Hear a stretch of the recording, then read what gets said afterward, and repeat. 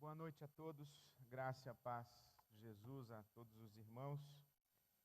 Nós vamos ler a palavra de Deus na carta do apóstolo Paulo aos Romanos, capítulo 3. Eu começo a ler o verso de número 20. Carta do apóstolo Paulo aos Romanos, o capítulo 3, eu começo a ler o verso de número 20. Na verdade, deveríamos estar de joelhos diante desta porção da palavra de Deus, não apenas pela sua significação em tudo aquilo que chamamos de evangelho. Esta expressão da palavra de Deus aqui no capítulo 3 de Romanos tem sido o coração de toda a teologia ocidental. Quando no Ocidente se faz referência ao evangelho, esta referência teológica e todo o embasamento bíblico, teológico para o que se entende ser o evangelho, encontra nesse texto que vamos ler agora um dos seus pilares mais fundamentais. Sabem os irmãos que a Bíblia Sagrada, especialmente o livro de Atos, vai contando a expansão do movimento de Jesus e o espalhar do evangelho do Oriente para o Ocidente. O apóstolo Paulo faz as suas viagens missionárias do Oriente para o Ocidente. Ele sai da Palestina, vai para a Ásia e depois vai para Roma, na Europa. E daqui se constrói toda uma tradição de cristianismo ocidental. Quando nós ouvimos Santo Agostinho, Santo Anselmo, Agostinho em 325, 330, Santo Anselmo no ano 1000, São Tomás de Aquino em 1400, João Calvino, Martinho Lutero no final dos anos 1500. Tudo isso é a estrutura do pensamento do cristianismo ocidental. Os teólogos ocidentais vão buscar em Santo Agostinho uma compreensão do Evangelho e uma compreensão que passa por esse texto da carta aos Romanos. Mas há uma outra tradição cristã que não é ocidental, é oriental. O Evangelho vai não apenas para a Ásia e para a Europa, mas ele vai também para o Egito, vai para a África. E cria-se aos poucos uma outra tradição de um cristianismo oriental. O cristianismo ocidental, por exemplo, ele está muito fixado na cruz, na morte de Jesus. Dizem os teólogos que o cristianismo ocidental tem como sua grande ênfase a teologia da cruz, enquanto o cristianismo oriental tem como grande ênfase a ressurreição de Jesus ou a teologia da glória. No cristianismo ocidental é muito importante que Cristo tenha morrido por nós na cruz do Calvário, mas no cristianismo oriental é também muito importante que Jesus Cristo tenha ressuscitado e tenha vencido a morte. Por isso, quando lemos esta porção da palavra de Deus, nós já a lemos com uma contaminação ocidental. E sublinhamos este elemento chamado a justificação pela fé, como sendo fundamental do Evangelho. E nesta explicação do que vem a ser a justificação pela fé, com o foco na cruz do Calvário e no sacrifício de Jesus Cristo na cruz do Calvário, me parece que nós perdemos muito do conteúdo, por assim dizer, mais completo do Evangelho de nosso Senhor Jesus Cristo, e perdemos de vista aquilo que Deus quer e pode e deseja e vai fazer em você e em mim. Aquilo que Deus quer fazer em nós, não apenas pela obra de Jesus Cristo na cruz, mas também e principalmente pelo fato de que Jesus Cristo ressuscitou dentre os mortos. Não podemos nos esquecer que estamos na carta aos Romanos e nós temos uma chave para a leitura da carta aos Romanos. A nossa chave para a leitura da carta aos Romanos é que estão diante de nós dois paradigmas de humanidade. duas maneiras de ser gente, dois tipos de seres humanos. Adão, representado na maçã, que é o símbolo popular do pecado original, e Jesus Cristo, representado na cruz, mas não somente a cruz apontando para a morte de Jesus, mas para a totalidade da pessoa de Jesus. A nossa chave para a leitura deste texto tão fundamental, que é a carta do apóstolo Paulo aos Romanos, é esta compreensão de que Adão está para o Cristo ressurreto, assim como um bonequinho de pano está para um ser humano de verdade. A nossa compreensão de que há um ser humano que pode ser legitimamente chamado de filho de Deus. E este ser humano que pode ser legitimamente chamado de filho de Deus é Jesus Cristo ressurreto. E que a carta de Paulo aos Romanos mostra esse processo, ou esse caminho, essa estrada pela qual nós deixamos de ser bonequinhos de pano e nos tornamos seres humanos de verdade. Deixamos de ser identificados com a humanidade que existe em Adão e nos identificamos com a humanidade que existe em Jesus Cristo ressurreto. É assim que lemos então Romanos capítulo 3, os versos de 20 a 31. Diz assim a palavra de Deus: portanto, ninguém será declarado justo diante de Deus baseando-se na obediência à lei, pois é mediante a lei que nos tornamos plenamente conscientes do pecado. Em outras palavras, ninguém deixa de ser um bonequinho de pano e se torna um ser humano de verdade. Ou ninguém deixa de ser um Adão para se tornar semelhante ao Cristo ressurreto, porque segue uma tradição religiosa e cumpre preceitos morais. Porque a tradição religiosa e os preceitos morais da lei servem apenas para mostrar que somos bonequinhos de pano ou que somos seres humanos inacabados, incompletos e até mesmo menos do que humanos. A lei nos torna plenamente conscientes do pecado. Versículo 21 de Romanos 3. Mas agora se manifestou uma justiça que provém de Deus, independente da lei, da qual testemunharam a lei e os profetas, Moisés e os profetas. Justiça de Deus mediante a fé em Cristo Jesus para todos os que creem. Não há distinção, pois todos pecaram e estão destituídos da glória de Deus, sendo justificados gratuitamente por sua graça, por meio da redenção que há em Cristo Jesus. Deus o ofereceu como sacrifício para a propiciação mediante a fé pelo seu sangue, demonstrando a sua justiça. Em sua tolerância, Deus havia deixado impunes os pecados anteriormente cometidos, mas no presente demonstrou a sua justiça, a fim de ser justo e justificador daquele que tem fé em Jesus. Onde está então o motivo de vanglória? É excluído.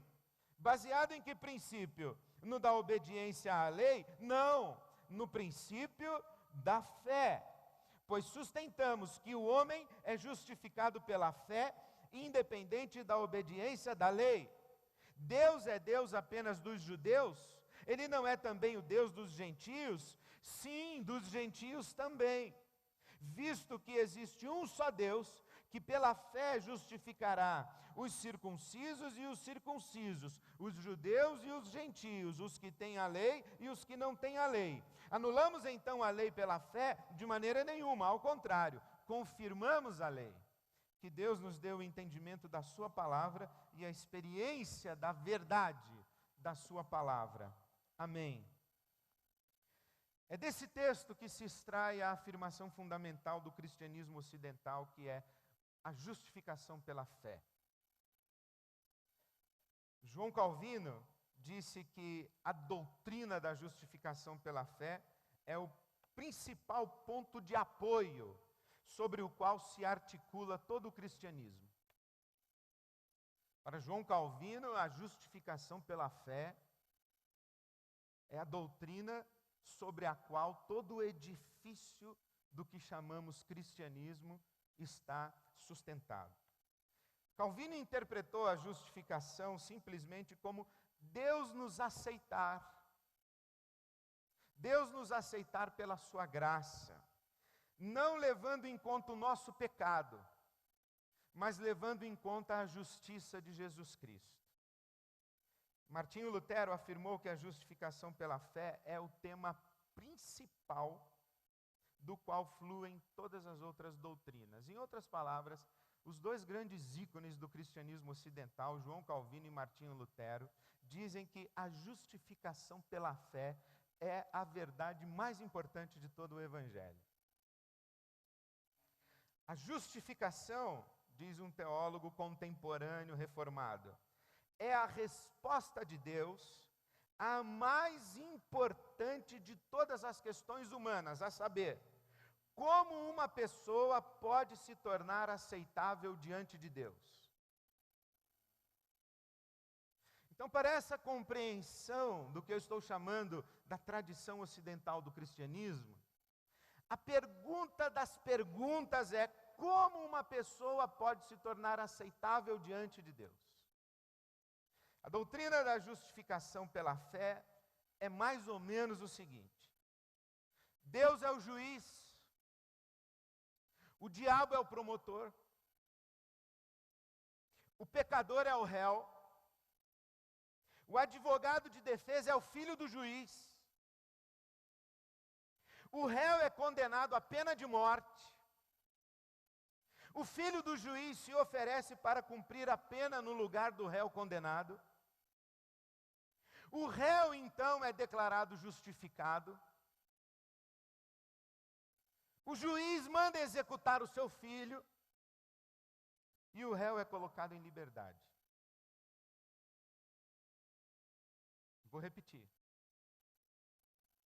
Deus é o juiz, a cena é um tribunal, Deus é um juiz. Quem faz a acusação é o diabo. O pecador é um réu, mas ele tem um advogado de defesa que é o filho do juiz. Mas mesmo assim o réu é condenado à morte, porque ele é indefensável. Mas o filho do juiz se oferece para cumprir a pena no lugar do réu condenado. E o juiz manda executar o seu filho e justifica o réu condenado e o coloca em liberdade, dizendo: não há nenhuma pena a ser cumprida por você. E agora então, se você deposita sua fé nesta verdade, o céu lhe está garantido. Os teólogos tradicionais vão dizer que eu estou esquecendo a doutrina da santificação. Eu já sei o que eles vão dizer. Eles vão dizer que eu estou esquecendo a doutrina da santificação. Mas é exatamente esse o problema. É que a doutrina da justificação pela fé cria no nosso imaginário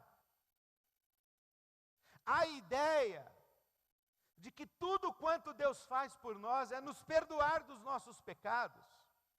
E na verdade não é bem perdoar, porque Ele descarregou a sua ira sobre Jesus, o Filho.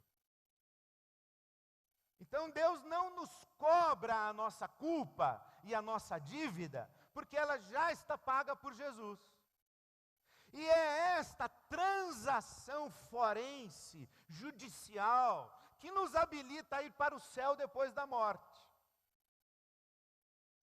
E nós então estamos entrando no céu depois da nossa morte, um anjo fala assim: para aí, você tem um débito aqui com o patrão.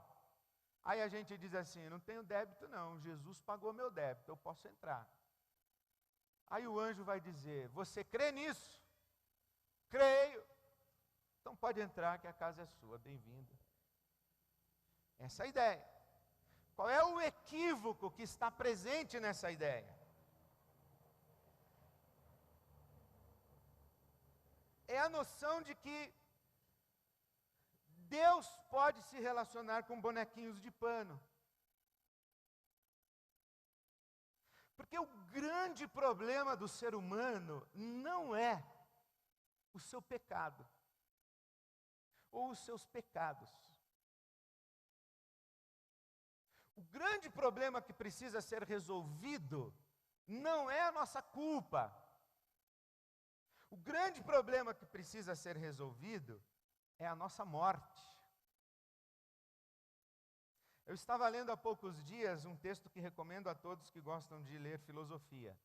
Aprender a Viver, de Luc Ferry. Foi ministro da Educação na França, agora no início dos anos 2000. E o Luc Ferry diz o seguinte, que ainda que nós seres humanos pudéssemos cumprir de maneira perfeita a mais sublime moral, que nós pudéssemos viver moralmente em perfeição, ou em perfeição moral, ainda assim, os nossos mais profundos problemas não teriam sido resolvidos ou não seriam resolvidos. E então você pergunta assim, então qual é o grande problema do ser humano? Veja o que diz Luc Ferry, que é ateu. Ele é ateu. Ele diz assim, o grande problema é que ainda que fôssemos moralmente perfeitos, nós assistiríamos impotentes o aparecimento das nossas rugas, o embranquecer dos nossos cabelos, e nós caminharíamos impotentes em direção à morte, e enquanto caminhamos impotentes em direção à morte, cientes de que vamos morrer, vamos nos despedindo dolorosamente dos nossos amados que morrem. O nosso grande problema é a morte, o nosso problema não é a culpa. Não é que Deus vai dizer assim, pode ir embora, pecador, porque eu não lhe imputo nenhuma culpa. Ele nos despede, e dali a 2 meses a gente morre. Nosso problema é esse. Não é ser aceitável diante de Deus, o grande dilema da humanidade e do ser humano. O nosso grande dilema é como é que a gente vence a morte. E aí, então, eu fiz uma paráfrase de Romanos capítulo 3 que eu vou tentar dizer para vocês. Eu tentei reescrever Romanos 3. Não é que Deus está dizendo assim para você, olha, tudo bem, você fez coisas erradas, mas eu não vou castigar você. Eu vou castigar o meu filho no seu lugar. Pode viver tranquilo que o céu está garantido para você. Não é que Deus esteja dizendo isso. O que Deus está dizendo para você, na verdade, é o seguinte. Agora é como se fosse Deus falando, tá bom?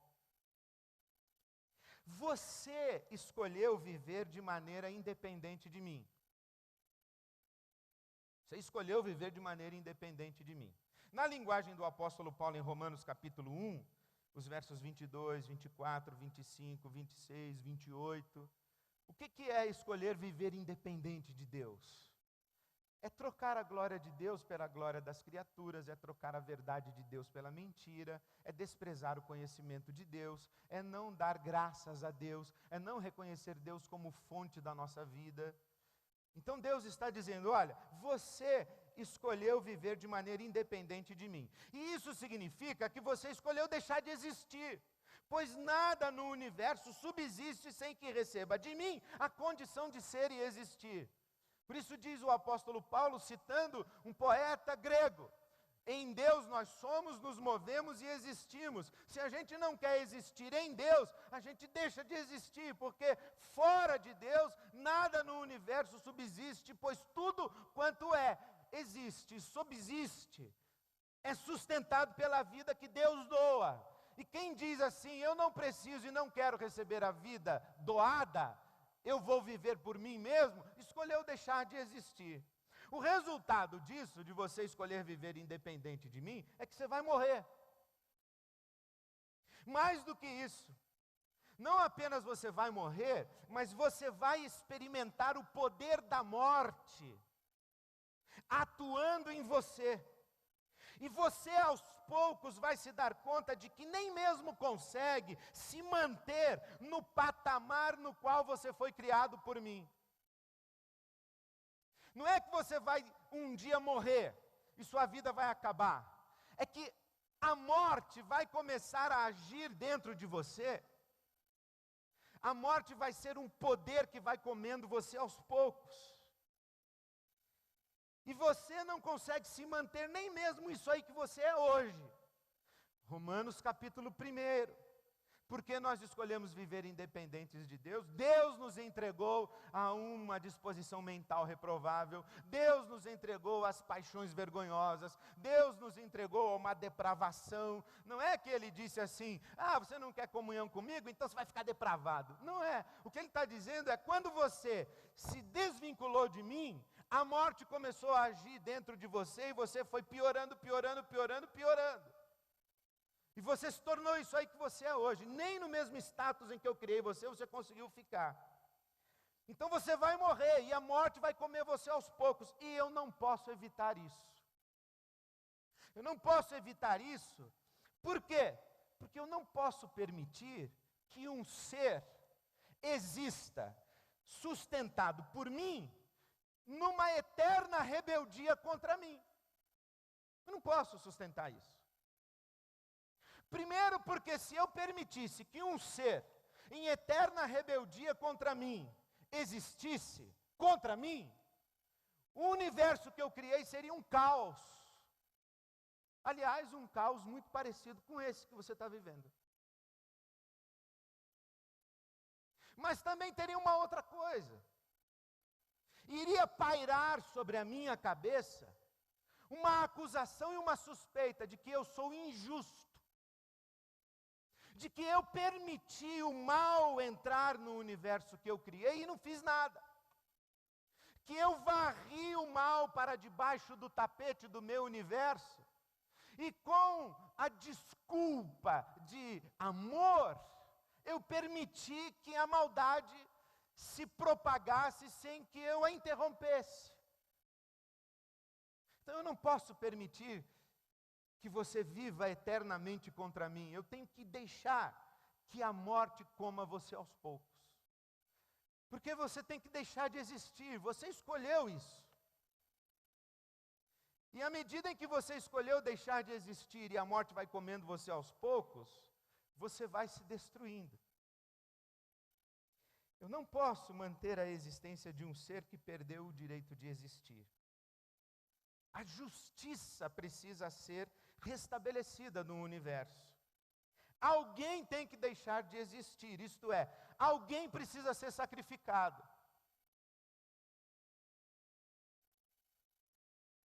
Mas eu posso fazer uma coisa.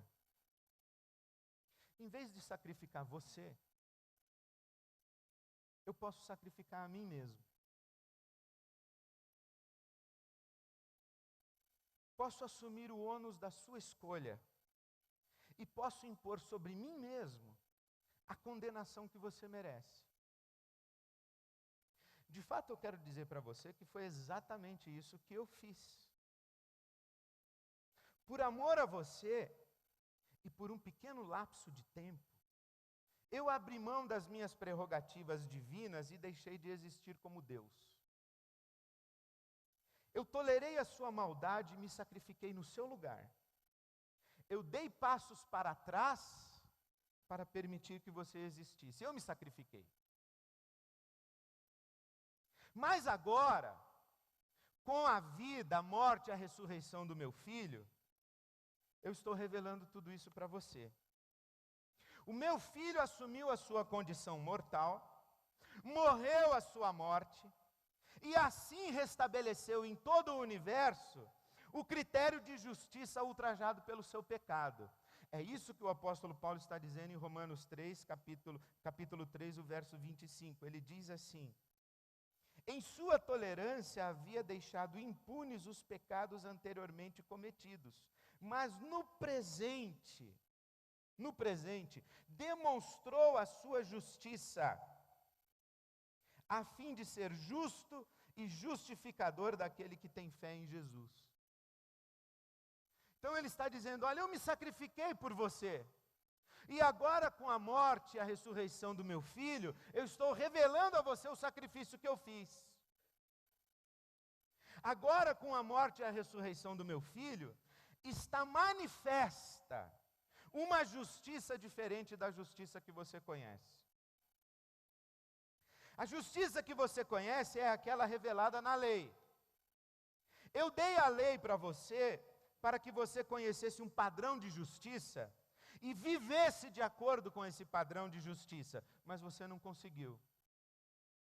Você não conseguiu.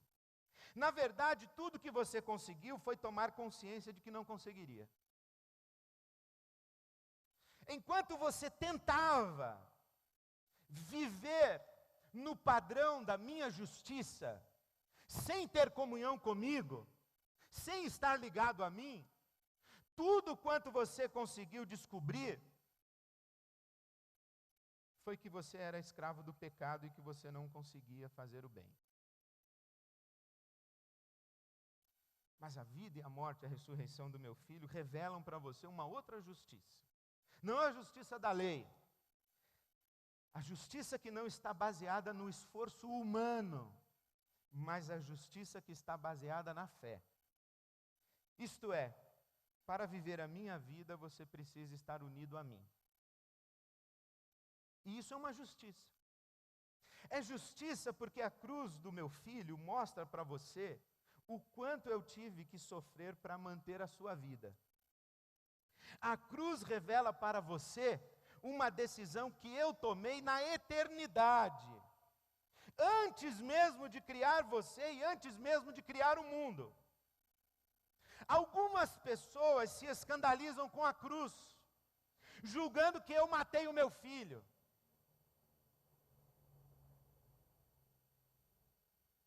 Mas a cruz não é o sacrifício. A cruz é a manifestação do sacrifício. A cruz é a revelação do sacrifício. E não apenas o sacrifício do meu filho, mas o meu sacrifício. Eu sou um só Deus. Eu sou um Deus só. Eu não sou três deuses, um Deus que mata e o outro que morre. Eu sou um só Deus. Somos apenas um, somos três pessoas, o Pai, o Filho e o Espírito Santo, mas nós somos apenas um Deus.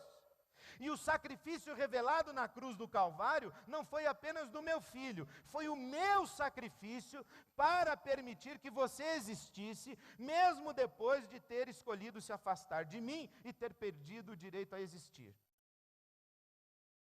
Na cruz, eu, Deus, estou morrendo de um jeito que não somente você, mas todas as pessoas entendam o sacrifício que eu tive que fazer para que você existisse. O sacrifício que eu fiz foi o seguinte: aplicar contra mim mesmo a minha justiça. O sacrifício de fato foi o meu autoesvaziamento. E isso aconteceu desde antes da fundação do mundo. A cruz é uma expressão histórica de algo que aconteceu na eternidade. Veja o que disse o apóstolo Paulo. Deus ainda está dizendo para você. O apóstolo Paulo escreve a Timóteo, segunda carta, capítulo 1, versículos de 8 a 10. Portanto, Timóteo, meu filho, não se envergonhe de testemunhar do Senhor, nem de mim que sou prisioneiro dele, mas suporte comigo os sofrimentos pelo Evangelho, segundo o poder de Deus que nos salvou e nos chamou para uma vida de santidade. Não em virtude das nossas obras da lei, mas por causa da sua própria determinação e graça. Esta graça nos foi dada em Cristo Jesus desde a eternidade, sendo agora revelada pela manifestação do nosso Salvador Cristo Jesus. Ele tornou inoperante a morte e trouxe à luz a vida e a imortalidade por meio do Evangelho. Veja o que disse o apóstolo Pedro. Sabendo que não foi com coisas corruptíveis, como prata ou ouro, que fostes resgatados da vossa vã maneira de viver, que por tradições recebestes dos vossos pais, mas com o precioso sangue de Cristo, como de um cordeiro imaculado e incontaminado, o qual, na verdade, em outro tempo foi conhecido, ainda antes da fundação do mundo, mas manifestado nestes últimos tempos por amor de vós. Ou veja o que diz o apóstolo João em Apocalipse 13:8. Eu acabei de citar 1 de Pedro 1:18 a 25. Em Apocalipse 13:8 há uma declaração solene do apóstolo João, que o Cordeiro de Deus foi morto desde antes da fundação do mundo. O que você tem que entender é o seguinte: Deus está falando com você. Agora, com a morte do meu filho, você já sabe que eu sou justo. E fiz todo o universo saber que eu me importo com o mal e a maldade. E que existe um critério de justiça que governa todo o universo. Você sabe que eu não perdoei os malvados às custas de deixar de responder o suspiro e o clamor dos oprimidos. Pense na seguinte situação: um homem entra em minha casa e bárbara e cruelmente assassina a minha esposa e os meus 2 filhos. Esse homem é trazido à minha presença e eu olho para ele e digo: você está perdoado, siga a sua vida. O que você dirá? Você vai dizer mais ou menos o seguinte: poxa, esse pastor, ele é um homem de Deus mesmo, ele perdoou o assassino da família dele. Ele tem amor, ele ama o mais terrível dos pecadores. Mas alguém em algum canto do universo vai fazer uma questão fundamental e vai trazer à luz um dilema fundamental. Olhe, pastor, pelo seu gesto de perdoar esse assassino e devolvê-lo à vida, ficou claro o seu amor por ele, mas não está claro o seu amor pelo sangue inocente que ele derramou. Não está claro o seu amor pela sua esposa e pelos seus filhos. Porque essa é a grande questão nossa em relação ao perdão. O que é que você fala quando eu digo para você que você tem que perdoar alguém? Qual é o seu grande argumento? Eu conheço você. Você já passou pela minha sala, pelo meu gabinete pastoral. Conheço você. Quando eu falo para você que você tem que perdoar alguém, sabe o que você fala para mim? Você fala assim, ó: mas vai ficar por isso mesmo? E se eu despeço esse pecador assassino, que matou a minha família, e digo: vá, eu não imputo nenhum pecado contra você. Há um sangue inocente que clama na terra por justiça. E paira sobre mim a seguinte questão: você é perigoso, porque você tolera o mal sem fazer nada contra o mal. Você tolera a injustiça e não faz nada contra a injustiça. E no dia em que a injustiça me tiver como vítima, você também não vai fazer nada. É por isso que Deus, diz o apóstolo Paulo, manifesta do céu a sua ira. E é por isso que Deus conviveu com esta suspeita sobre si. Que Deus deixou impunes os pecados anteriormente cometidos. Mas agora, com Jesus Cristo morrendo na cruz, está claro que Deus sim descarrega a sua ira contra a maldade, mas não descarrega a sua ira em cima do malvado, descarrega a sua ira em cima de si mesmo.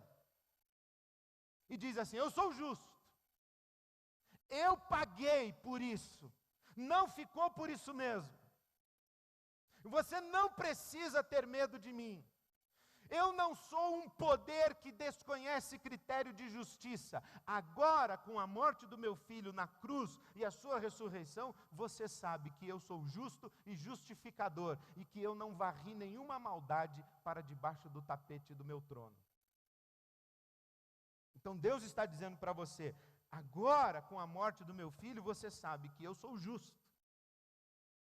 e fiz todo o universo saber que eu me importo com o mal e a maldade, e que existe um critério de justiça que governa todo o universo. Você sabe que eu não perdoei os malvados às custas de deixar de responder o clamor e o suspiro dos oprimidos. Agora, depois da morte e da ressurreição do meu filho, você também já sabe que você não é capaz de viver a vida eterna sem receber essa vida de mim. Agora você sabe que precisa comer da árvore da vida. Agora você já sabe que sem receber a vida que eu tenho para dar para você, você não passa de um bonequinho de pano, de uma bonequinha de pano, e que aos poucos vai sendo consumido pela morte, e que enquanto vai morrendo, vai matando tudo que existe ao seu redor, num ato desesperado de tentar manter a sua própria vida, ou porque, consciente de que a sua vida está escorrendo entre os seus dedos, você tenta experimentar um pouquinho mais de vida, ainda que uma vida que não é sua. Você já sabe que se você não recebe a vida de mim, não tem vida. E essa vida que você tem, vai escorrer entre os seus dedos. Agora você já sabe que você deveria ter feito o que o meu filho fez, e não o que o Adão fez. Agora que o meu filho se manifestou, viveu em santidade, morreu e ressuscitou, agora você já sabe que deveria ter feito o que ele fez e que você está sendo chamado a ser um ser humano à semelhança do meu filho e não à semelhança de Adão. E o que o meu filho fez? Em vez de comer da árvore do conhecimento do bem e do mal, pretendendo ocupar o meu lugar e se tornar o seu próprio Deus, vivendo como se você tivesse vida em você mesmo, você deveria ter feito o que o meu filho fez. Deveria ter se ajoelhado diante de mim e ter vivido sob o sopro do meu espírito. Foi isso que o meu filho fez. Porque Adão está no paraíso, e ele tem diante dele duas árvores, a árvore do conhecimento do bem e do mal e a árvore da vida. A árvore do conhecimento do bem e do mal, a serpente vem na direção de Adão, e o tenta e o seduz, para que ele rompa com Deus e assuma a prerrogativa de existir sem Deus. Então ele é expulso do paraíso, e vai para uma terra seca, árida, de espinhos e ervas daninhas. Mas o último Adão, e o segundo homem, o Filho de Deus, Jesus Cristo, ele não está num paraíso e num jardim, ele está no deserto. E a serpente vem em sua direção e diz: rompa com o Pai, você vive sem o Pai. E ele diz assim: não, somente a Deus eu adoro, e somente a Ele eu presto culto. Eu me ajoelho diante do meu Pai. E quando eu me levantar daqui, eu vou entrar numa sinagoga em Nazaré, eu vou abrir o livro do profeta e vou dizer: o Espírito do Senhor Deus está sobre mim, e por isso eu sou homem de verdade, eu não sou bonequinho de pano. Deus está dizendo para você e para mim: você deveria fazer o que o meu filho fez, você deveria se ajoelhar diante de mim e viver sobre o sopro do meu Espírito. Agora você já sabe que a árvore certa para você comer é a árvore da vida, que fará de você um ser humano de verdade, alguém em quem opera a vida, e não o poder da morte, até que chegue o dia quando a morte não terá mais poder sobre você, e você vai desfrutar definitiva e plenamente o poder da ressurreição do meu filho. Então, Deus diz para você: por causa de tudo isso, eu ofereço a você mais uma vez a oportunidade de comer da árvore da vida. Isto é, eu ofereço a você a oportunidade de viver experimentando a vida como dádiva da minha graça e da minha bondade, na verdade como dádiva do meu amor, porque eu escolhi repartir a minha vida com você. Agora você já sabe que para viver a minha vida, você não depende do seu esforço próprio, de tentar desesperadamente ser justo cumprindo a lei, mas pode confiar em mim e receber a vida que tenho para dar a você. Agora você já sabe que para ser tudo quanto você está destinado a ser, isto é, semelhante ao meu filho, o que você precisa é de confiar em mim. Agora você entende o que é ser justificado pela fé e não pela lei. Agora você sabe, e você compreende, você discerne, que ser justificado pela fé é muito mais do que simplesmente ser aceito por mim como um pecador sobre quem não imputo condenação. Agora você já sabe que ser justificado pela fé é receber a vida que eu tenho para repartir com você, de modo que você se seja transformado em um ser humano de verdade, como meu filho, mas não porque você possui essa capacidade em você, mas porque você confiou em mim e comeu da árvore da vida. Quem é Jesus? Jesus é o Adão que, em vez de comer da árvore do conhecimento do bem e do mal, comeu da árvore da vida. Ele sofre o ônus do pecado de Adão, que é o pecado de todos nós, para que a justiça de Deus seja estabelecida no universo. Mas porque ele não cometeu pecado, ele comeu da árvore da vida, ele sofre o ônus do pecado de Adão, que é morrer, mas a morte não o retém. Não pode retê-lo. Porque o salário do pecado é a morte. Jesus não tem pecado, ele não recebe a morte como salário. Então Deus o ressuscita. E quando Deus ressuscita a Jesus, Jesus volta como Senhor da vida e oferece para você e para mim, novamente, do fruto da árvore da vida. E quem quiser, poderá comer. Quem quiser, poderá provar da água da vida que Cristo dá. Quem quiser, poderá comer do pão da vida que Cristo dá. Não no nosso esforço. Como disse o apóstolo Paulo, tudo posso naquele que me fortalece. Não há virtude em mim. Se há virtude em mim, eu recebi de Deus. É a fala do apóstolo Paulo na sua primeira carta aos Coríntios, no capítulo 4, versículo 7. Quem torna você diferente de qualquer outra pessoa? O que você tem que não tenha recebido? E se o recebeu, por que se orgulha como se não tivesse recebido? Essa é a justificação pela fé.